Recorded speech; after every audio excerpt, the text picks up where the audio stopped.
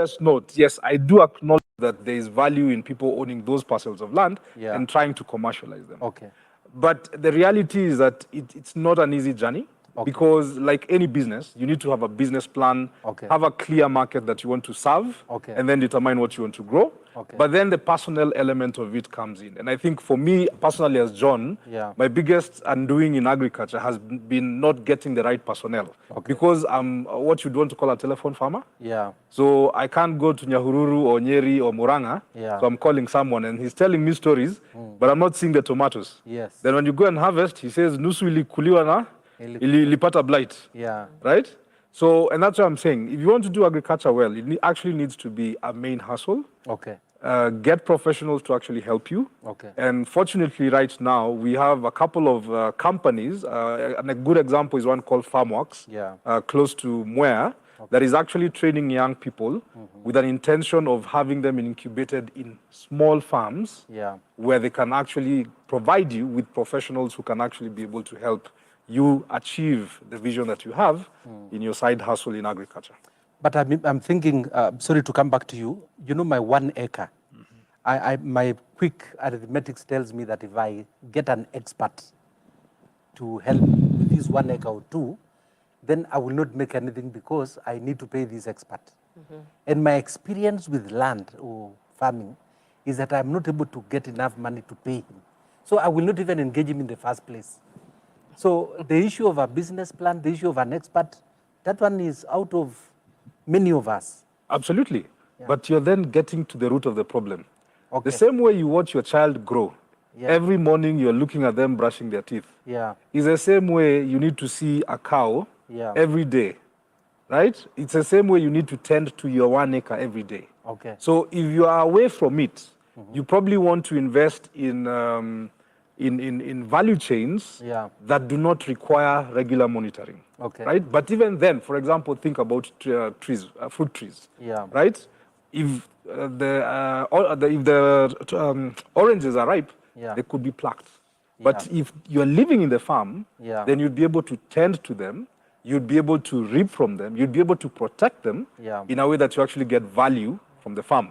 But if you're staying far away, then the tendency of the agency problem in human resource begins to kick in.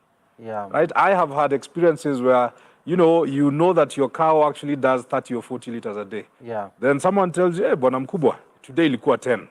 But you can't prove it. Because you are so far away. Yes. I remember a time my dad had sheep. And then one day, no, actually I kept pigs. And I had 30 of them. Then one morning I'm told, bwana mkubwa, zote hakuna. So I drove down. I said, then show me the heads. There was not even one.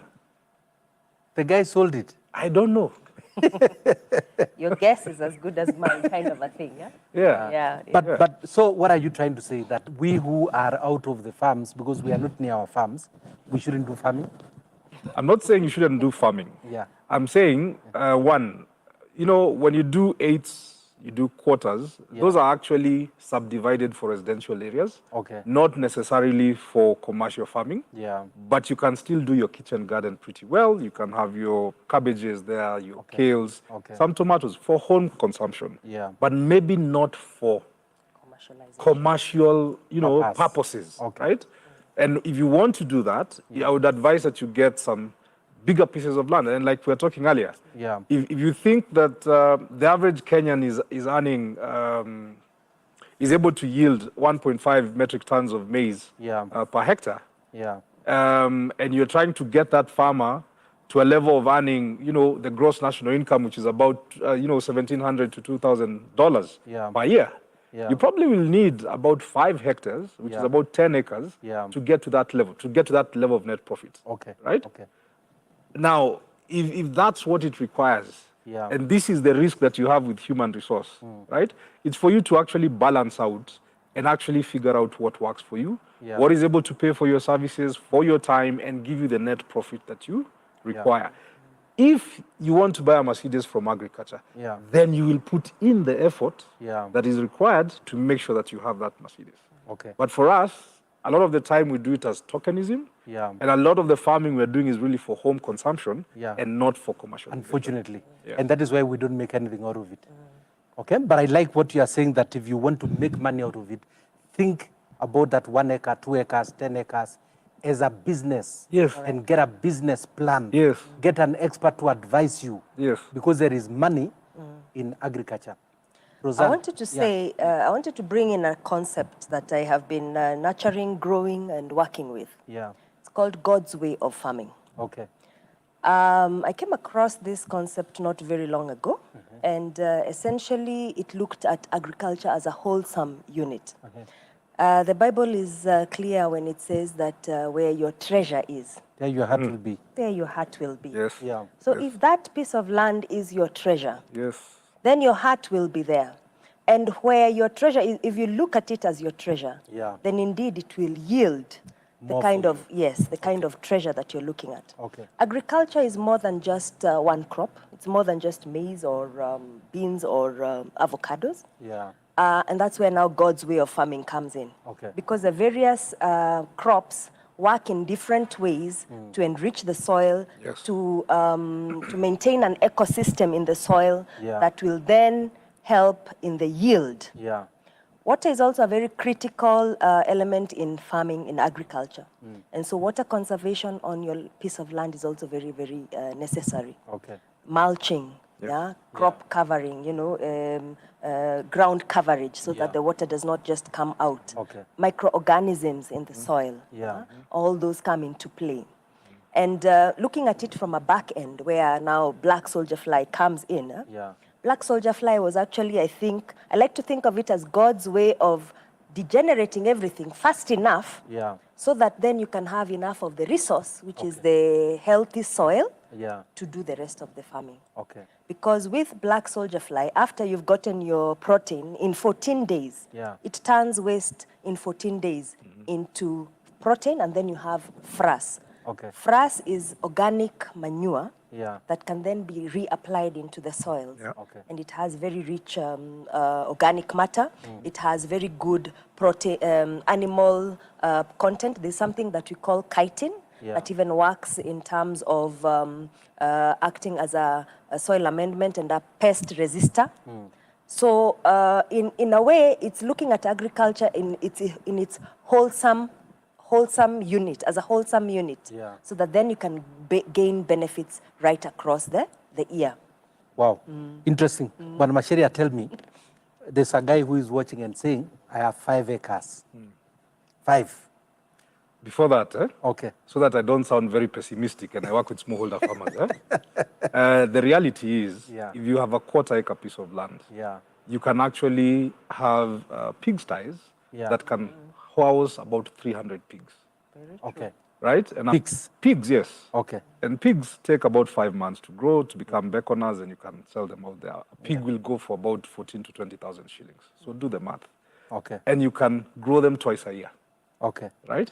Or, there is something you can do. Yeah. But, if you go to Kiambu, you'll find places where people have 1 acre, but they are able to have 50 cows in zero grazing. And a cow is able to give you 30 liters. Yeah. And 30 liters times 30 bob or 40 bob, you're actually able to see that homestead is actually making a significant amount of money. Absolutely. But what I'm trying to say is, what's the intensity of labor? Like Rosanna said, where is your treasure? Right? It's not about tokenism. You actually have to invest some significant amount of time to nurture the farm, to nurture the cows, to nurture the pigs, to ensure that they're eating what is right and you're not being shortchanged. And you will certainly be able to reap some very good income and revenue from farming. Think about fisheries. How many ponds can you have in 1 acre?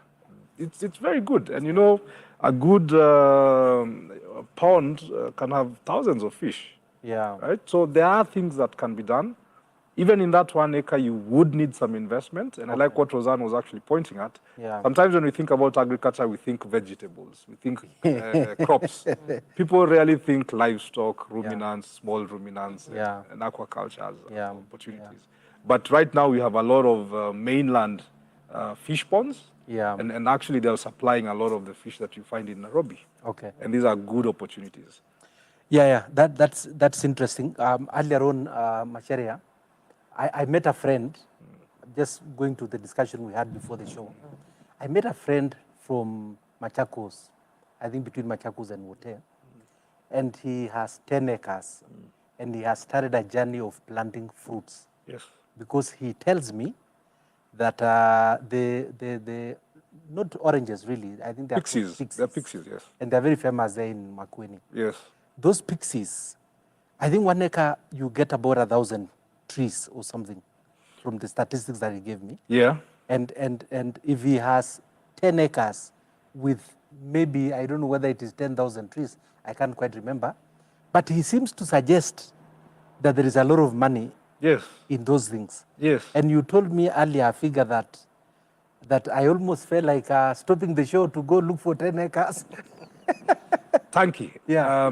I will be going to Makueni at the end of this month. I want to welcome you and Hope FM, your media guys. Yeah. I take you to a farm that is 6.5 acres. 6.5 acres. 6.5 acres. Yeah. It has 6,400 pixie trees. 6,400. So, okay, so it's near about the same Yes. number of trees 1,000 an per acre. But every tree is able to give you a yield of 300 kilograms. 300 kilograms. Yes. Yeah. Per tree. Okay. And every kilogram is going for an average of 100 bob. Okay. So every tree is able to give you 30,000 shillings. Yeah. Multiply that by 6,000. Yeah. Those Now, do you see where the money is? Yeah. Yeah. Bananas, plantains. And it is how many times in a year? Is it once or twice? Okay, now, he didn't tell, he told you the good part. Because the guy actually told me he has a friend. He has a friend, I will not name this friend, but he told me he has a friend, I think he has about 15 or 20 acres or something, or 30 actually. And last year, you know, sometimes people talk and we don't know whether it is true. But when I discuss with you, you seem to confirm it is true. The guy made 60 million. Yeah? Quietly too. Yeah. Quietly too. Yes. Na ako Nairobi. Na sisi tuko Nairobi and we are not making anything. Yes. Yeah. But again, I'll still go back to the intensity. For him to have that acreage, there must be someone who is tending to that farm professionally. Yeah. But the second thing I wanted to say is you can actually have crops all year round. Okay. What plants, animals need is not rain, Yeah. it's water. Yeah. As long as you have a place to extract water, You are then you are good. If a crop is supposed to take 3 months because it has sufficient water, you can have 4 seasons of it, right? Wow. Right? And that's what people often, you know, tunakuanga kwa ile quarter, Yeah. tunasema Mungu leta mvua, ikikosa kukuja, We are done. zimekauka. We are done. Hii kitu haina pesa. Yeah. Yeah, but, no, but I think it is the level of carelessness that we have in farming that is leading us to not getting anything. Because we don't put in much, so we don't get much out of it. Rosanne, tell me, you know, I was told by some guys who saw that I posted on Facebook that we are discussing this, and somebody says, I want to know about termites. Some other people think, you know, insects, even bees. Yes. Bees are insects, and possibly what other types of insects? Because I'm sure even though you are a specialist in the black Soldier fly, yes. but you must have narrowed down to the black soldier, but you have an idea, maybe not, you are not an expert, but an idea Yes. of these many other types of insects Okay. that people can do and they make money. Well, yes. Insects are in the animal kingdom. Okay. And I think human beings usually take in animal food, well, food from animals, cows, whatever, Yeah. as a source of protein. Yeah. So insects would probably also be in the category of protein. Okay. You know, they contribute in the human diet for protein. So things like termites, things like grasshoppers are predominantly Yeah, I for... actually saw during the day that we were harassed by grasshoppers. Yes. No, they were locusts. Locusts, So yes. there's a difference between locusts And grasshoppers. Okay. Locusts are more in the animal feed. Okay. Grasshoppers and senene are actually a delicacy in Uganda, and they are taken in a lot as a protein. Yeah. But whether for humans or animals, the baseline is that insects are now being used more for protein. proteins. Yes. You know, in Zambia, the Yes. caterpillars, they are fried and they become like what we call popcorns. So while people are enjoying themselves having tea, you have tea with dried caterpillars. Yes. Finger food. Finger food. Yes. And I mean, of course, a Kenyan will not want to hear any of that. But we want to know, if you farm these insects, where is the market? Well, or you are not farming, you are farming for you, like the black soldier. You are not farming to sell. There are two things about it. Being the protein that it is for animals, it would need to be in sufficient quantities for it to be attractive to, say, millers, who would then use it as an ingredient to prepare the animal feeds. If you're not doing it at scale, then you can do it for your own animals. So for myself, I started off when I was doing chicken and pigs, and I was feeding the black soldier fly to chicken and pigs. And the chicken were taking 3 months. Kienyeji chicken were taking 3 months to get to about 1.5 kilos of lean protein for chicken. Because they are eating the black soldier fly larvae. Yes. So in that sense, then the black soldier fly becomes a feed supplement to my chicken feed. And then I can take my chicken to market much faster and at a higher quality. And therefore, I can get more money from the chicken. As a unit, it is also possible to sell them. But you would also need a lot of them in order for it to make commercial sense. Please help the guy who is watching. Yes. When you say you need a lot of them, what do you mean? If I go by 2 acres, 1 acre, because on average, that is what people have easy access to. Correct. So if I have 1 acre or 2 acres, what can I do? And you say the feed millers is the market. And can you help? Absolutely. You can help. We have a standing order of about 10 tons from people like Unga. If you can be able to deliver 10 tons of animal protein, they'll definitely give you the, Okay, now tell me, what do I require? What do I require to do so that I can do the black soldier farming? I'm not doing it for me. I'm doing it so that for the market. I can sell it to you, not even the market. We want to sell it to you. All right. So for black soldier fly farming, you don't need a lot of space. 250 square meters, that is 25 meters by 10 meters. What? Yes, can produce about 2 tons every week. What? Yes, it can. However, this is now where the catch is. Black soldier fly is a waste consumer. So there has to be waste in the neighborhood. Correct. And not just small waste. It is like the main input into the black soldier fly farming. So black soldier fly units are best located next to a waste generating unit. So when you talk about waste, what are you talking about? I'm talking about market waste. So all the food that comes into the market that does not make it to be bought, you know, that sometimes maybe gets lost in the market, what you call takataka kwa soko.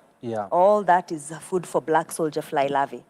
As a matter of fact, I know that there is an initiative to create what is called smart markets of the future, whereby you must be aware of it, whereby now markets, we are looking at not just selling to the consumers, but also what is going to happen with all the waste that's coming up. And the idea is to have a black soldier fly unit that is nearby, so that even the return logistics makes sense. The lorries come in with the product. What goes to the consumers goes to the consumers. It is bought. What is left as bad or waste goes to the black soldier fly unit. We produce larvae, which is food for animals, and then the waste itself becomes fertilizer. And so when the lorry is going back, it carries with it fertilizer for the farms where it got the produce from in the first place. So it becomes a complete circular loop, even in logistics. But going back to your question, 250 square meters, you have a unit that can produce 2 tons of black soldier fly at a go. Every week, you said every week? At a go. Let me put it at a go, because if you have sufficient waste, then that could even be a day. Interesting. Yes. Now, we you know, this is a conversation that is very interesting. Why? Because I like what Masheria said. It appears that this agriculture thing needs to be the main hustle. The reason why we are not able to generate a lot of money out of it, we are not able to make sense out of it, is because we are not paying attention to it. And in farming, they say, you know, the owner's eye fattens the crops. So if your eye is not there, your crops will not be fattened and you will have no money, right? We are going on with the discussion. This is Occupy Today. and we are discussing multiple streams of income, how you can make money from agriculture. You have an acre of land, you have 2 acres of land, you have 10 acres of land, you have 50 acres of land. That needs to be attended to in a manner that it can make you money that you have no idea as we are talking today. We are breaking this down for you in a manner that you can utilize. So if you have any question, please point it out to us through Hope TV _KE. You can also tweet at DM Tanki, and we can be able to respond to you and look at some of the issues that you have and why your farm is not able to produce for you, why your farm is not able to generate for you. So we'll take a very short commercial break, just too short. In the meantime, please, you can be able to tell someone that this is happening here, multiple streams of income through agriculture is happening here. So after the break, we will be zeroing in on the specifics of what you can do in your little farm or in your big farm to be able to make money from agriculture. Thank you so much. Thank you.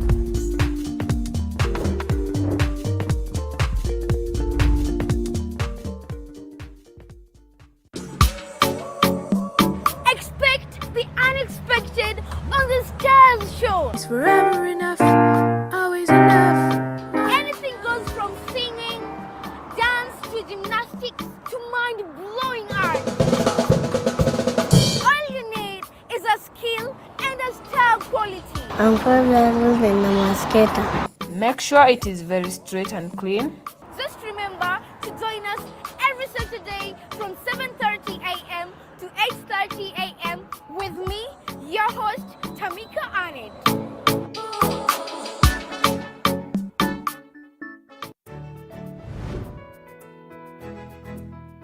Ensuring good health and promoting well-being of all people is important in building a prosperous society. On Health Check, you get informed and empowered on various medical conditions, their treatment and preventive measures. When you ignore gum disease, then the same tooth will start to appear slightly longer.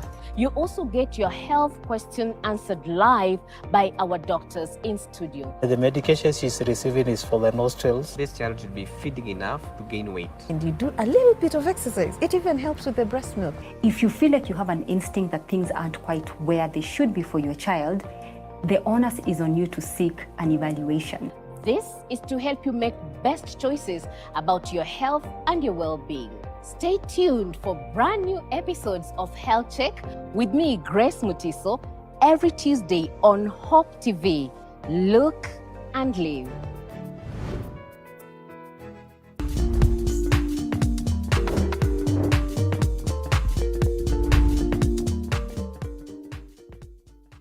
Hope TV is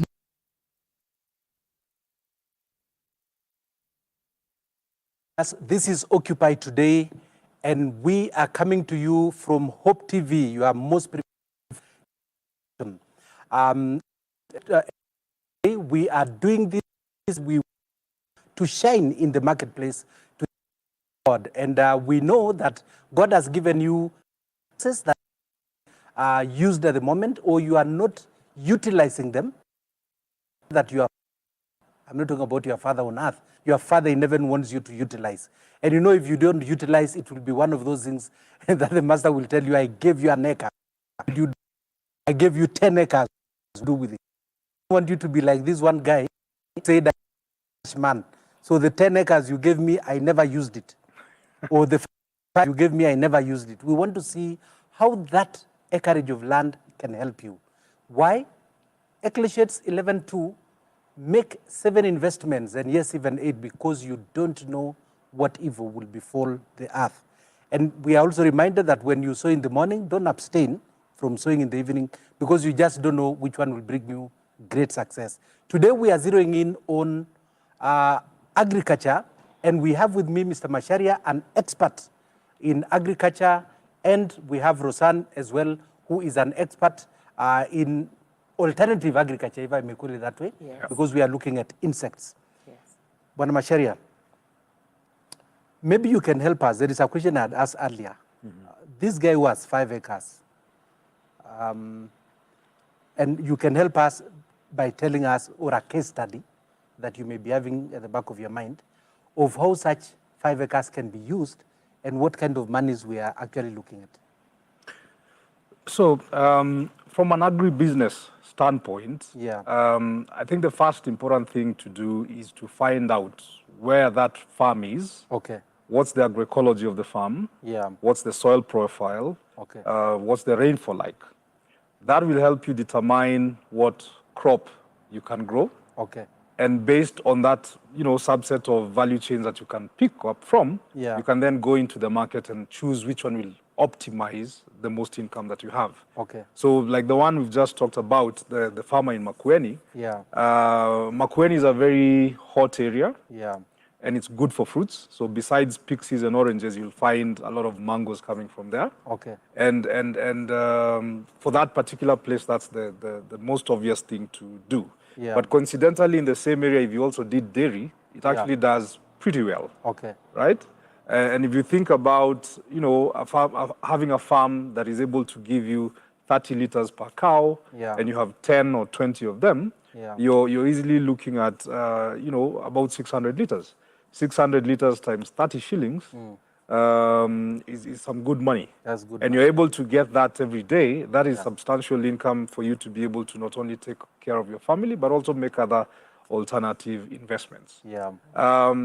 But I also wanted to say that a lot of the time, it's not that people are not trying to take advantage of opportunities. Okay. I think they're underinvesting on one side, or to try and make a profit, they're trying to cut costs. Okay. What I mean is, right now I know the national average, for example, of maize per hectare is about 1.5 metric tons. Okay. Right? Which would probably give you, a gross income of under 40,000 shillings and maybe a net profit of about 15,000 shillings. And that's not accounting for Narok and Trans Nzoia, right? Yeah. But in this country, we also have maize varieties that are yielding 5 to 8 metric tons. Okay. So if you also take on the right technologies in your farms, and that requires some form of investments, then you're able to yield more, thereby making more. Okay. Right? A lot of the time, again, you've bought your quarter acre, 5 acres, because it was brought maguta somewhere. Yeah. But you actually never went and investigated whether the soil was good for agriculture. Okay. Right? Okay. So you're stuck with 5 acres, but the soil profile perhaps is not conducive for whatever you want. For whatever it is that you want, or the rain is not as good for what you actually want to do. Yeah. So the first thing for me is, can you study? Okay. Do a little study of the farm that you have and find out what's best for you to do it. Yeah. But livestock are generally very forgiving as opposed to crops. So you can take cows to very many areas. Yeah. You can take pigs, you can take sheep. Yeah. And those will generally also do pretty well. Before we leave that topic, you are talking about the soil texture, the soil fertility. I am a farmer, I don't know this technology. Where do we get the experts to help us do the soil testing? So for example, in Limuru, we have crop nuts. Okay. And they're able to come to your farm, or you can actually call them and they'll help you figure out how to pick up, soil samples from your farm, and you'll send them, and they'll be able to send you back the feedback. Okay. Using that feedback, you'll be able to know what your soil is deficient in. And I want to talk about deficiency because soil is a living organism. Yeah. And so are plants. The same way you require vitamins, carbohydrates, and proteins, and water. That's why you eat 3 times a day. Okay. It's to feed the nutrients that you require as a human being. A plant, if you think about maize, for it to be able to grow and to cob, it requires quite a number of minerals that it gets from the soil. Okay. So if your soil is depleted in any one of the minerals that the maize requires, then you'll see deficiency in the crop. Okay. So you need to figure out having the right seed, but also your soil needs to be of the right, composition for you to get out what you require. Yeah. And just before I finish that, I wanted to say something, to contribute to something Roseanne was saying. If you think about the business of insects, one thing, bees are getting extinct. Yet all plants need to be pollinated. Yeah. There's an emerging business of actually farming of bees, and you take them to a flower farm, just to pollinate for a couple of weeks, and you take them back and you go and keep them. Really? Yes, it's there. Hives. Hives. Point number 2. Yeah. As you're moving and the towards... farmer pays you for... Yes, for pollination. For pollination. Yes. Okay. Number 2, as you think about it organic reminds farming... me in my village, you know, people borrow bulls. Yes. You borrow bulls. you know when your cow is on heat, yes. You borrow and you say, can I get your bull yes. to come and help me? Yes, but we should discourage that practice because it's also a medium of transferring diseases. Okay. So you can actually lose out of a very good cow because of the wrong things. But the second thing I wanted to say is, as we move into organic farming, which is using perhaps less chemicals, the most natural way of then dealing with pests is actually using, their common enemies. Yeah. So if you think about Dudutech in Naivasha and Nanyuki, they're actually in the business of generating or growing or keeping and nurturing, certain insects that are good to sort out issues in rose farms or in environments that need to be organic. Integrated pest management. Integrated pest management system. Yes, indeed. Yeah, I have a few questions here for Mr. Macharia. One, Edward is asking, how can I be assured of a market, or even where can I get a market? Because I think a lot of farmers suffer because of they farm, but brokers come and harvest, and brokers earn the most than the farmers. And then question number 2, how can you ensure? You talked about some company in Mwea. If somebody wanted to get into this agribusiness, so to say, and they don't have adequate capital, because we have said a lot of our farms are underfunded or investment is low, what will you advise? Okay. Those are, first of all, very nice questions. In fact, the first one I will point out is, if you remember, I think last year, Twiga Foods actually put out an advert that actually called people with 50 acres to contact them. They were willing at the time to help co-invest with you to bring your farm to life. 50 acres? 50 acres, okay. Right? And they were willing to help you with all the agronomy that you require, and you didn't need to be there. They would co-invest together with you, which means they'll dig a borehole, et cetera, et cetera, et cetera. By the end of the day, you'll get an agreement about how you share revenue or something like that.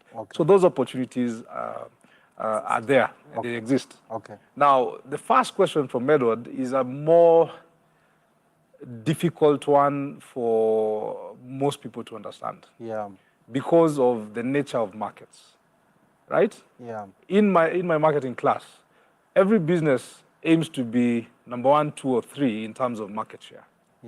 Agriculture is the only one area where you have 3 million smallholder farmers who all want to sell to the same market and have the same market power. So the reality is, if you're not within a formal group, then your ability to negotiate within a market structure fizzles out. I had the fortune of visiting the Netherlands a couple of years ago. And I was able to go to a cheese factory, the largest in the world, in a town called Wholesome. And it was collecting milk from about 9,000 farmers. Right? But it was delivering about 3 million liters of milk a day. Kenya... 9,000 and delivering 3 million? Yes. Amazing. Kenya, Uganda, Rwanda, Tanzania, combined on a daily basis, we don't do 3 million liters of milk. Now you can see the market structure those have and the ones we have. 9 million people. I mean, 9,000 people. Imagine how they can negotiate with that volume. Vis-a-vis us, we are probably, I think the dairy farmers in Kenya are about 2.5 million thereabout.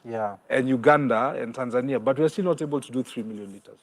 Right? So your ability to negotiate is weakened by trying to sell.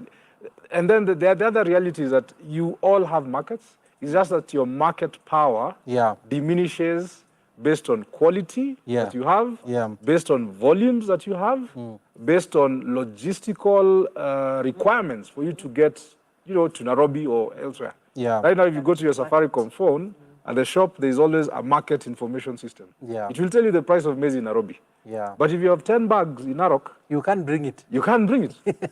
What's the cost of bringing it? The cost of bringing, yes. Yeah. But if you are 100 or 200 people, yeah, and you have a silo that is big enough, you can actually call Unga and tell them, come and collect. Come and collect. Yeah. Right? And they will not charge you. You'll probably get but a if you have better 10, price. you can't tell them to come and collect No, 10. You can't. Yeah. You can't. Yeah. Yes. Yeah. Very true. Let me interject there on something that I'd like to highlight. Yeah. We talk about small-scale farmers, and the small is sometimes lost in translation. Mm-hmm. When the small becomes in the quantities that we produce, yeah. then the scale of our operations yes. becomes problematic. Small in number, yeah. 10,000, but look at the quantity of production, 3 million. Yeah. For us, we have very many farmers, but because of that tendency of not being present, probably doing telephone farming, and what he mentioned called the law of agency. Yeah. Yeah, you're not there to really ascertain what is happening, and so stories are given and things are, diverted. Yeah. We are not able to channel our production to the markets that are required. Now, in agriculture, it is of necessity that the commodities are priced affordably. Yeah. You've seen how there's been an uproar in Kenya at the moment because of the price of maize going to 200 shillings. Yeah. Commodity prices need to be at a particular level. But the quantity, and that is what we're calling volume, productivity needs to be significant. True. So your 1 acre, how can you make sure that your 1 acre is yielding sufficient quantities to be able to get you to negotiate at the market? It is two things. One of them is seed. The other one is the quantity of the inputs that you're putting in. Okay. And that includes human resource Yeah. to man the unit. And then it includes water. It includes now the other inputs such as pest management and management of the crop. Yeah. So that then when you're having your 1 acre of maize, it is giving you 16 tons. Yeah. Vis-a-vis, let me talk about potatoes. Currently, small-scale farmers are doing potatoes at 3 to 4 tons. Yet the potential exists to get 1 acre, 16 tons. Yes. Okay. So when you do have a 16-ton product from an acre, yeah. it is business. That's massive. When you have 3 tons in 1 acre on potato, that's a lot. that is not really business. Yeah. So, 3,000. 3,000 kilos. Oh, from 1 acre. From 1 acre, vis-a-vis 16. And yet it is possible for that 1 acre to still make 16 tons. Yeah, because 3, that will be about 30 bucks? Of 100 kilos each. Of 100 kilos. Yes. Which Vis-a-vis 160 No, bags. Yeah, and that doesn't make sense. Yes. For sure, that will not make sense. Correct. For 1 acre. And that is what we are currently having at the moment. But Tanki, sorry to interject. Tanki, because we're in Hope FM, we also must preach hope. Hope TV. Hope TV. Yeah. Well, I think Hope FM is also a part of your media. It's Hope Media. Yes, but it's okay. What I wanted to say is that these challenges we are talking about are also creating another market. And it is a market where consultants and people with the know-how are actually willing to get into contracts to help you farm. Okay. And they manage those farms. Yeah. So one I've mentioned is the one in Mwea, FarmWorks. If you Google FarmWorks, Kenya, you'll actually see a whole page. And go anywhere, not just Mwea. Not just Mwea. Okay. I mean, you can go and get into an agreement with them and they'll be able to help you. And the gentleman that is there is actually a professional guy in agriculture. His main business now is training young people with the intention of actually helping telephone farmers be able to actualize some of these things. Okay. Within our own program in Agra, we have what are called village-based advisors. Okay. And in Makueni, in Embu, and many other places, they're actually getting to work with farmers to try and help them improve on regenerative agriculture on one side, but also on good agronomic practices so that they can also optimize what they're already trying to do. Okay. Yeah. That's very interesting. Mr. Kinyungu is concerned about food security. Yes. Just like you were saying earlier. I think he is worried that you are saying we are getting to 80 million. So we already have a problem now. We are not yet 80, but we have a problem. How do we cure this? How do we overcome this perennial challenge? As a country, we are not able to feed ourselves. One is having conversations such as this, Yeah. where you're actually able to tell the nation the market opportunity that is there in feeding ourselves. Yeah. Right? Whatever it is you can grow, we'll have someone who needs to eat it. Yeah. Whether it is within your own homestead or the next, someone is going to buy food, right? Yeah. But for us to be able to feed ourselves, we need to have the right policies. And I believe Kenya has the right policies. Some of them might not be implemented. Yeah. And probably that's why we have a problem. But the bigger existential problem that I believe is there is farmers' ability to take up appropriate technologies. Okay. Right now in Kenya, some of the varieties we have that are producing, 1.5 metric tons of maize, this is where the US was in 1930.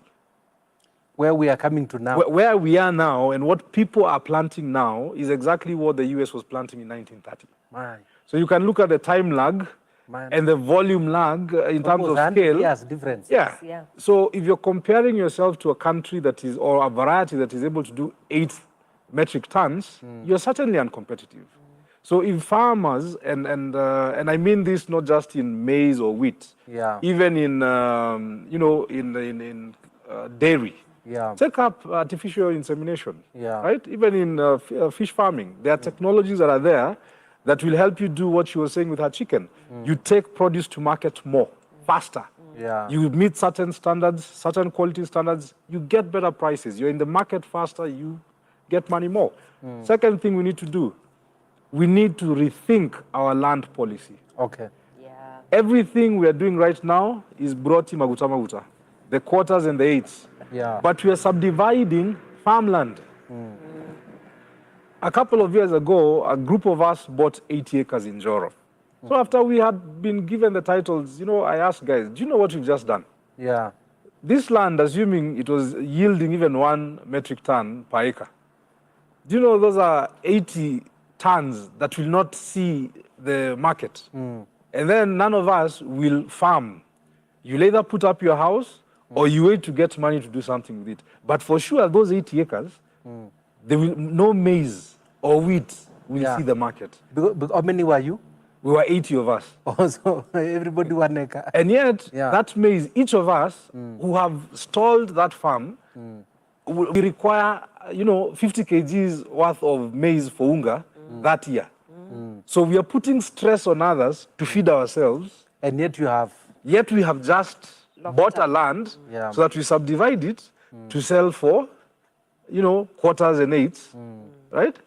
But we need to rethink how we are doing agriculture and how we are managing our land and thinking about real estate and thinking about how to feed ourselves.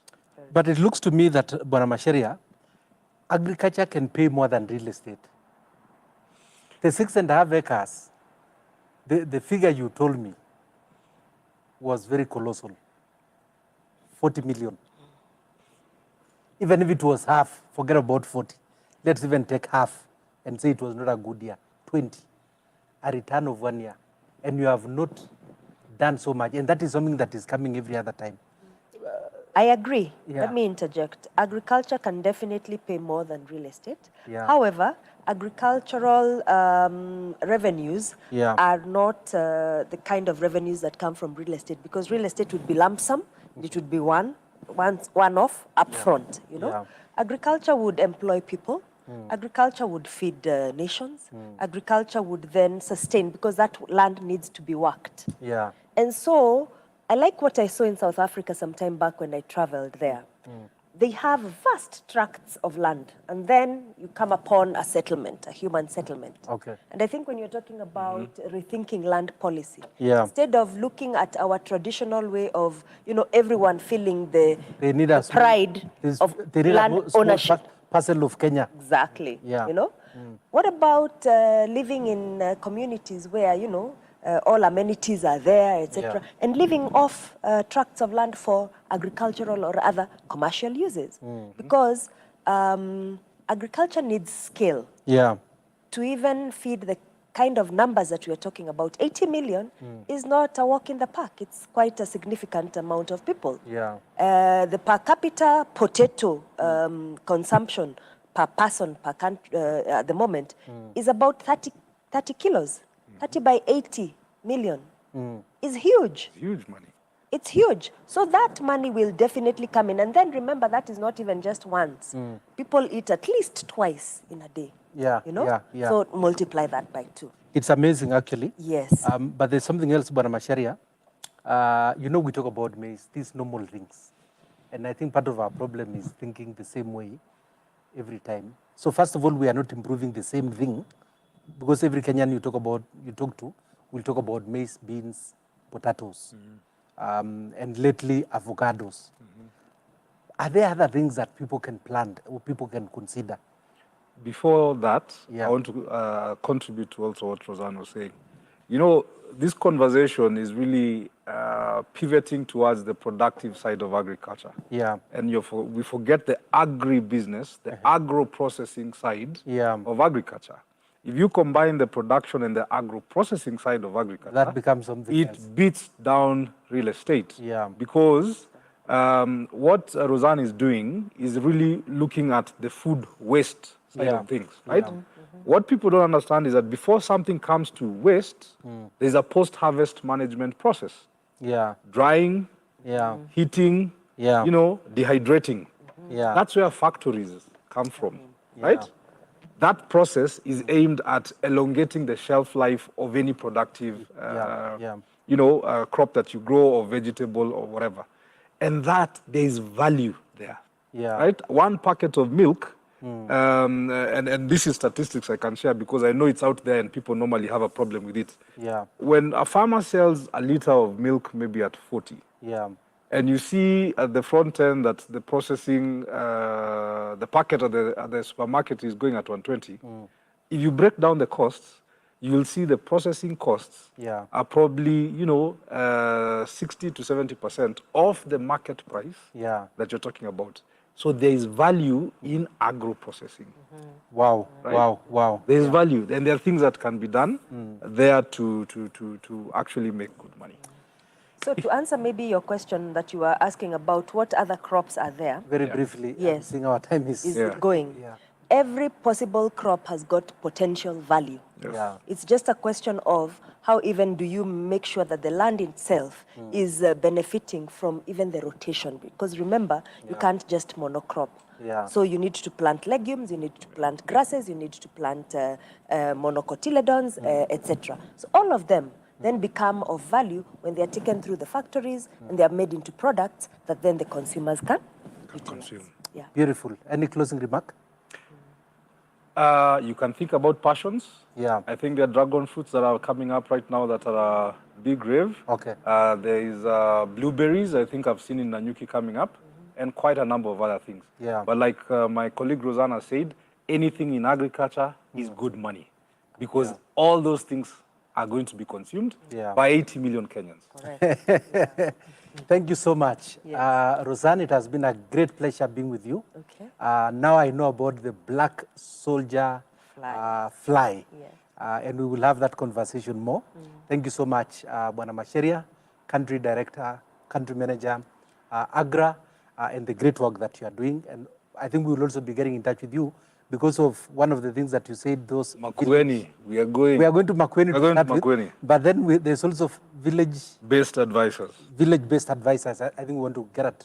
We want to take advantage of that as well. Well, you've heard it. There is actually serious money in agriculture, but you need to do something. You need to invest. Your time needs to be there because where your treasure is, the reason why you have not made money, I like this. The reason why you have not made money in agriculture is because your treasure is not there. So just tweak it a bit, and you will be very surprised that there is enough money and more money in agriculture, actually more than you are getting in your main hustle. So you may want to change and make agriculture to be your main hustle. Wonderful. Now, we are in the series of multiple streams of income, and next week we want to look at possibilities of generating money through the Nairobi Securities Exchange. We are talking about paper investments. We are talking about government bonds and government treasury bills and all those other paper-based investments. Why? Because if you cannot make money in agriculture, then at least make money in this other place or do both, okay? If you do both, you succeed more. because the scripture has told you, make 7 investments. So there is no harm in doing paper investments. And then while it works, then you can go to agriculture where your time is needed, where your eye is needed, and where your attention is needed, because this other one, your attention is not needed. But in agriculture, your attention is needed. And by the way, the end of everyone, most of us, at the end of the day, we keep going to the village, and we have communities that are based there. We need to go and greet them. I was telling my brother that I made it a rule that I can't use my Nairobi money to go to the village. The village needs to finance my going to the village. Because why should you use money from Nairobi to go to the village and you have land in the village? So I got to learn that a couple of years back, and I have tasked myself that the village must finance my going to the village. The village might finance my activities in the village. The village must be able to pay the bills of the village. So I have a few guys who are there, and the village pays them through the projects in the village, so that I don't use my money from Nairobi to go there and also burn myself. As people say, they take Nairobi money, they go and throw it away in the village because they are not paying attention to the little farming that they are doing. So, well, these are conversations of this month. The third week, that is the week of the 21st, we will be talking about real estate and how you can be able to make money through real estate. And we'll be having here an expert in real estate to just come and help us also do that. So next week, we are doing paper investments, Nairobi Securities Exchange, and the week after we shall be talking about real estate and how you can be able to make money through real estate. Well, you can keep tweeting at DM Tanki and at Hope TV_KE, and we will be glad to engage with you even beyond this show. Have a blessed night.